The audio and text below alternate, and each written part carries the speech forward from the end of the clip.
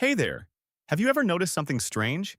You can travel to Vietnam, Cambodia, or even parts of Africa, and street vendors who've never set foot in America will still quote you a price in US dollars.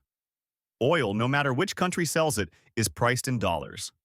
Gold is priced in dollars. Even when Japan trades with Brazil, neither one uses yen or real. They usually settle the deal in dollars. Isn't that strange? Why does one country's money work as the default currency for the entire planet? Who decided this? And what would happen if the rest of the world suddenly stopped trusting it? In this video, we're breaking down exactly why the US dollar dominates global trade, how it got that way, and whether that could ever change. Let's get started. Section 1. What does reserve currency actually mean? When economists talk about the dollar's dominance, they use the term reserve currency. A reserve currency is simply a currency that governments, central banks, and businesses around the world hold in large quantities, not to spend at home, but to use for international trade, savings, and stability. Think of it like this. Imagine every country needs a common language to do business with each other. Instead of constantly translating between hundreds of different currencies, most of the world agreed, informally, to use one shared financial language, and that language turned out to be the US dollar. So when Nigeria buys oil equipment from Germany, they likely don't pay in naira or euros, they pay in dollars. When a company in India wants to borrow money internationally, it's often easier and cheaper to borrow in dollars. This isn't a law written anywhere. No treaty forces anyone to use the dollar. It's simply become the most trusted and convenient option. So, now you understand what a reserve currency is. Your next question is probably, how did the dollar specifically become this language? We'll get to that in the next section. Section 2. How did the dollar become the world's currency? This story starts near the end of World War II. In 1944, representatives from 44 countries met in Bretton Woods, New Hampshire, to figure out how the global economy would function after the war. Most of Europe's economies were in ruins, but the United States had emerged from the war relatively unscathed and held about two-thirds of the world's gold reserves. So, the countries at Bretton Woods agreed on a new system.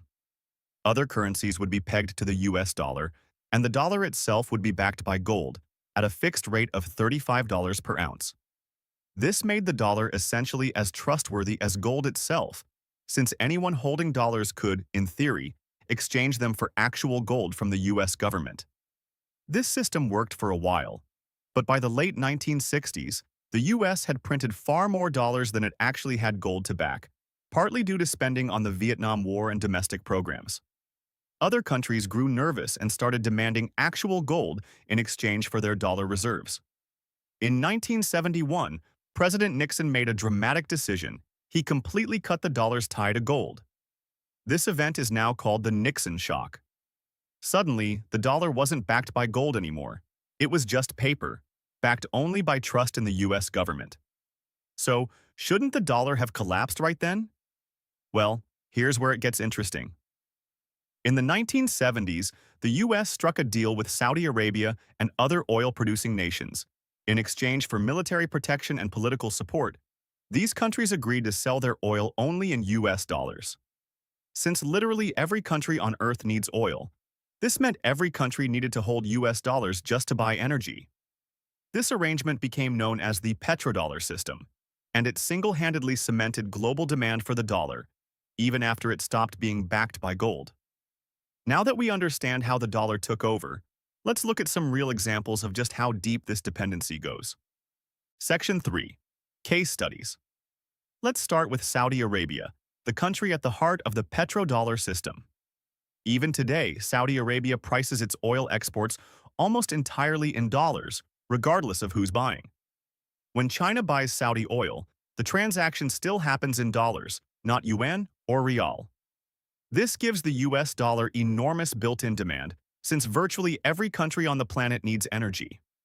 Next, let's look at Ecuador and El Salvador, two countries that took dollar dependency to the extreme. Both countries officially adopted the US dollar as their own national currency, completely abandoning their own.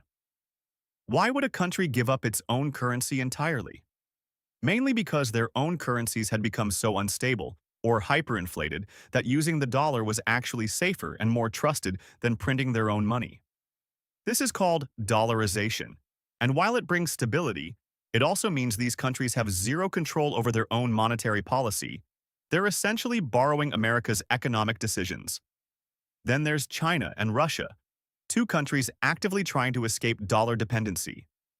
China has spent the last decade pushing for more international trade to be settled in yuan, and has signed multiple currency swap agreements with other nations to avoid using dollars altogether. Russia, especially after facing dollar-based sanctions, has aggressively shifted its oil and gas sales toward currencies like the yuan and even gold. Both countries understand a hard truth.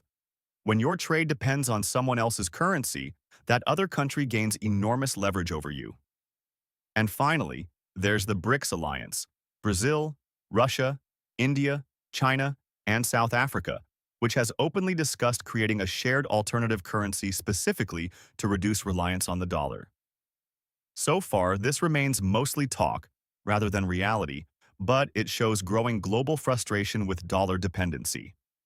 Now that we've seen who depends on the dollar and who's trying to escape it, let's talk about who actually benefits and who gets hurt. Section 4. Who benefits and who gets hurt? The United States enjoys something economists call exorbitant privilege. Because the dollar is in such high demand worldwide, the US government can borrow money far more cheaply than other countries, since investors everywhere are eager to hold dollar-based assets like US Treasury bonds. The US can also print dollars to pay for imports and debts, in a way no other country can safely do with its own currency, since the rest of the world keeps absorbing those dollars into reserves rather than rejecting them. But this privilege comes with downsides too. A strong, high-demand dollar can make American exports more expensive and less competitive globally, since foreign buyers need more of their own currency to purchase the same American goods. For other countries, the picture is more complicated. Many developing nations borrow money in dollars because it's cheaper and more stable than borrowing in their own currency. But if their own currency weakens against the dollar, suddenly their debt becomes far more expensive to repay, even if nothing changed in their own economy. This has triggered real debt crises in countries like Argentina and Turkey, where a weakening local currency made dollar-denominated debt nearly impossible to pay back. There's also a more subtle cost. When the US Federal Reserve raises or lowers interest rates to manage its own economy, the effects ripple out to every country that holds or borrows in dollars, even though those countries had zero say in that decision. So, the world is, in a sense, indirectly affected by US monetary policy, whether they like it or not. Now, the natural next question is, could this ever change? Section 5. Could the dollar lose its dominance? In theory, yes, but in practice, it's incredibly difficult. For another currency to replace the dollar, it would need three things: widespread trust, deep and liquid financial markets, and political stability. The euro is the closest competitor, but the eurozone doesn't have a single unified government or bond market, which makes it less convenient as a global reserve option.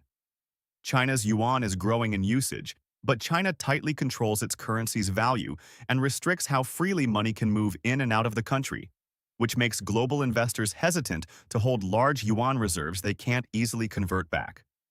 Gold and cryptocurrencies get mentioned a lot as alternatives too, but neither is practical at the scale global trade actually requires. Gold is hard to move and store in massive quantities, and cryptocurrencies remain too volatile and unregulated for central banks to rely on as a stable reserve. So, while de-dollarization efforts are real and growing, especially among BRICS nations, most economists agree a full replacement of the dollar isn't realistic anytime soon. What's more likely is a slow, gradual shift toward a more multi-currency world, where the dollar remains dominant but shares more of the stage with the yuan, euro, and others over time. Conclusion. So, the dollar didn't become the world's currency by accident or by force. It became dominant through a combination of historical timing, post-war economic power, and a very deliberate deal involving oil. And it stays dominant today simply because the rest of the world continues to trust it more than any current alternative. But that trust isn't permanent or guaranteed. It's a system built on confidence, and confidence can shift over time. So next time you see a price quoted in dollars somewhere that has nothing to do with America, you'll know exactly why. It's not magic, it's history, oil, and trust, all working together. If you want me to go deeper into how BRICS nations are actually trying to de-dollarize, let me know in the comments. If you want me to make other videos explaining these topics, please like and subscribe. Thanks for watching.